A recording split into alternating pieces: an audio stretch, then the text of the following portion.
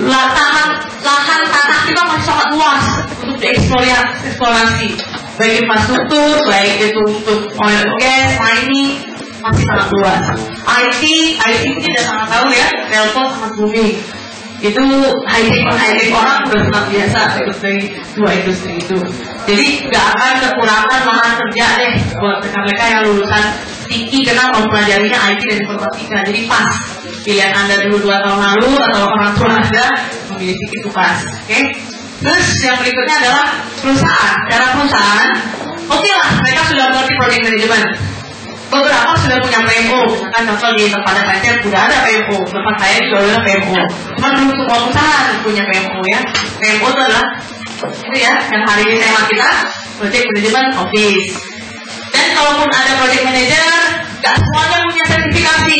Coba saya tanya di tempat saya cek total project manager berapa Pak, yang certified berapa Pak? 11, tapi 11 certified. Nah ini, banyaknya mungkin 30 ya, sama kondisi sifat saya juga sama. Kondisi sifat saya project manager sekitar 20, yang certified cuma 5. Jadi pasti nggak sampai 50%-nya lah, belum nyampe 50%. Tapi targetnya memang selalu ada tiap tahun. Terus yang terakhir dari sisi pribadinya, si seorang project manager itu pun masih belum tahu persis arah karir saya kemana ya. Kadang-kadang yang sudah tadi Pak Eka bilang itu project managernya cabutan atau dadakan atau kita sebut accidental project manager. Jadi karena mukanya cakep, berdasi gitu ya, kelihatan pintar, kamu aja jadi project manager ya. Coba lihat CV-nya, CV-nya juga bagus, lulusan CV, IP-nya bagus, oke, masuk manager. Jadi itulah model-model project manager yang ditunjuk-tunjuk tadi. Bukan satu namanya project manager, bukan, satu namanya lain gitu. Itu kadang-kadang yang terjadi. Nah, harapannya itu semua kita harus menuju ke PM Excellence di setiap layer tadi. Itu harus ada pembenahan ya, harus ada strategi. Oke, kita next lagi sedikit. Kalau mau lihat data demografi project management di Indonesia, itu kanan bawah nomor 1 paling banyak di IT. Jadi kembali lagi tepat pilih tinggi. Jadi tadi sudah berapa kali Bu ya? Itu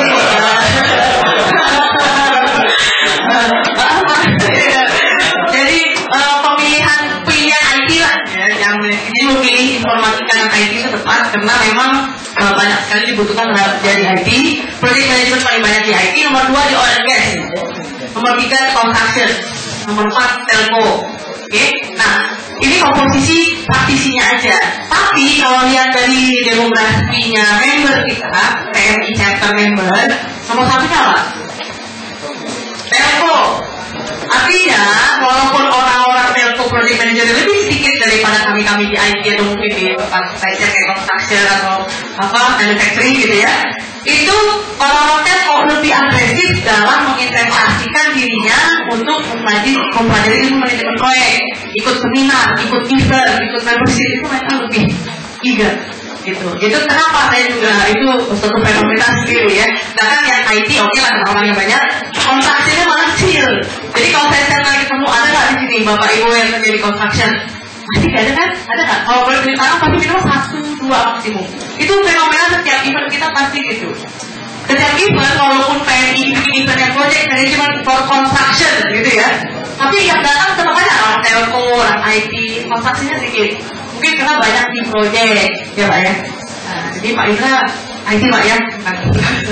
Ya hari ini kita kan nggak ada nih orang construction, jadi itu mungkin salah satu tantangan buat kami lah untuk bisa menjemput bola. Nah strategi tadi yang per layer, kalau untuk yang skala nasional, kita akan coba approach ke governance. Kita akan coba melakukan advokasi kepada sektor pemerintah. Alhamdulillah pemerintah sekarang jauh lebih baik daripada sebelumnya. Walaupun masih banyak pembenahan, tapi perlahan beberapa departemen sudah mulai pembenahan. Dan kalau saya keliling ke beberapa kementerian, itu beberapa punya visi yang sama, yaitu ingin capacity building, mencerdaskan bangsa, itu sudah ada. Jadi nggak usah khawatir, kita bayar pajak udah agak bener lah. Ya udah yakin tuh bayar pajak karena alhamdulillah personel yang digabung itu sudah mulai changing. Generasi sudah mulai changing, yang sekarang kami sudah mulai memikirkan bangsa lah. Jadi beberapa kali saya ketemu yang mau support, dan terakhir kita punya event di UI, itu wakil perhubungan datang, wakil menteri perhubungan. dan beliau merencanakan Menteri Perhubungan pun bisa hadir di beberapa event. Yang kami coba masuk lagi BP3 sama departemen PU itu nanti lewat teman-teman. Jadi kita coba untuk bangun koneksi juga ke pemerintah, ke government. Terus kita juga butuh yang namanya evangelis dan ambassador. Evangelis itu apa? Evangelis itu adalah orang-orang yang membuka jalan. Contoh, mohon maaf, ketua Ibu Eva ini harus evangelis. Jadi kita perlu orang-orang yang pendobrak tadi. Kalau enggak, Bapak Ibu nggak bisa menikmati hari ini. Beliau itu dari awal ketemu saya langsung kita akan buat di Semarang. Dan kalau apa, atau gimana caranya, mulai dari cara apa, pokoknya buatan harus kita bikin. Nah, saya kan orang yang determinasi tinggi seperti itu. Saya tahu pahitnya bilang saya akan coba arahkan teman-teman saya di HF Sampurna untuk bisa volunteer. Ada niatan seperti itu, udah cukup. Nanti how-nya kita bahas sama-sama. Itu evangelis. Yang ketiga ada ambasador. Ambasadornya adalah mereka yang keluar negeri menjadi duta bangsa. Jadi biasanya saya kalau ketemu beberapa rekan saya, misalnya kayak Pak Ladu, kan dia sering bilang dari luar gitu. Atau siapa udah kayaknya juga terus mana. Terus saya mohon Pak, kalau kasih interviewnya ke saya, kasih tahu berapa lama, nanti Bapak cukup lama di sana, nanti saya bisa kontak ke PMI yang ada di sana. Saya pun gitu, walaupun kadang-kadang numpang bisnis tripnya kantor, gitu ya. Lagi ke sini, ketemu orang sini. Lagi pas lagi ke mana ke Shanghai, ketemu Shanghai. Jadi pas lagi kita keluar, kita juga sampai bahwa Indonesia juga punya loh project management. Itu seperti itu. Jadi nggak usah dikhususkan, tapi kalau pas lagi kebetulan aja. Dan salah satu contohnya misalnya kita punya perwakilan orang Indonesia yang menjadi PMI Presiden Chapter di Honolulu, Pak Amin Leman. Alex Surabaya, orang Jawa Timur. Ya, saya juga di PMI Japan, bisa sama the chairman of PMI Japan. I belong to PMI Japan when I was studying in Japan for 1.5 years. So I belong to their community and I can bring him here because I met him before. Jadi itu network seperti itu dibangun. Dan rencananya saya juga akan sebagai bentuk kolaborasi dua arah. Karena saya berhasil menumpangkan beliau ke Malang, saya harus terbang ke Tokyo tanggal 17 Juli ya. Because sana kita come to Malang, so I have to go to Tokyo. But it's not fair ya, because Jakarta Malang is 2 hours and Jakarta Tokyo is 7 hours ya. So the train is not fair ya. Ini ada gitu. Tapi kembali ke komitmen ya, sama dedikasi ya. Jadi kalau Pak Ecet dari Pandaan Pak ya, dari Pandaan ke Malang, rumah di Malang masih belum bisa ditempatkan, aneh Pak. Itu yang dari Jawa aja bisa. Jadi itu kita butuh ambassador. Jadi kalau pas gue lagi juga ada seminar luar, mohon Bu dikasih interviewnya ke Pak Irla juga, siapapun nanti saya bisa kontak di sana. Terus yang untuk industri kita ada masalah. Untuk perusahaan yang kami tawarkan itu kita bisa melakukan assessment untuk melihat maturity level. Nah ini mungkin kalau Pak Fajar bilang, saya kayaknya tuh dari 50 project manager tuh yang kompeten untuk jadi project manager yang berapa persen gitu. Takutnya kita udah semuanya kita training PhD jadi gitu kan. Itu kita bisa juga lakukan, tapi quick assessment. Ini sudah beberapa ada permintaan saya, tapi belum saya jadikan program follow up dengan kurang orang tadi Pak, volunteer. Jadi Pak Indra mau jadi volunteer Pak? Ya saya deket aja lah dari volunteer. Nanti mungkin kalau udah makin banyak volunteer saya bisa jalankan program ini. Terus yang terakhir untuk personal, jadi per individu Bapak Ibu yang ternyata ya saya tertarik sama lima proyek masih kuliah, tapi saya mau terusan karir saya sebagai project manager. Atau yang udah kerja juga, saya mau pindah karir ya jadi project manager. Misalkan gajinya berapa ya? Ada yang Pak Ente deh, project manager. Kalau itu menarik saya mau pindah gitu kan.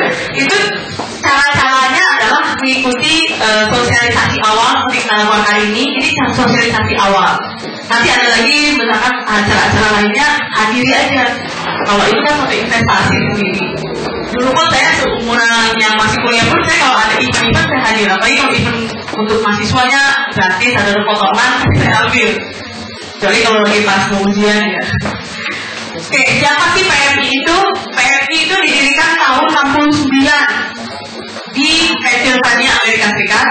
Sekarang membernya sudah 300.000, terdiri di 171 negara, salah satunya Indonesia, Jepang, dan lain-lain.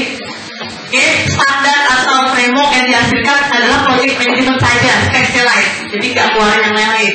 Jadi nggak ada tentang IT risk management enggak, itu IT government enggak, IT service management enggak. Mungkin di kuliahnya belajar kan ya? Ya, kalau nggak belajar saya mungkin Pak Indra nih Pak.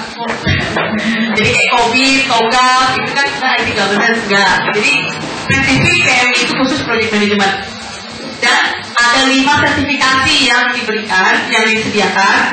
Tapi yang paling populer yang saya garis bawahi itu PMP.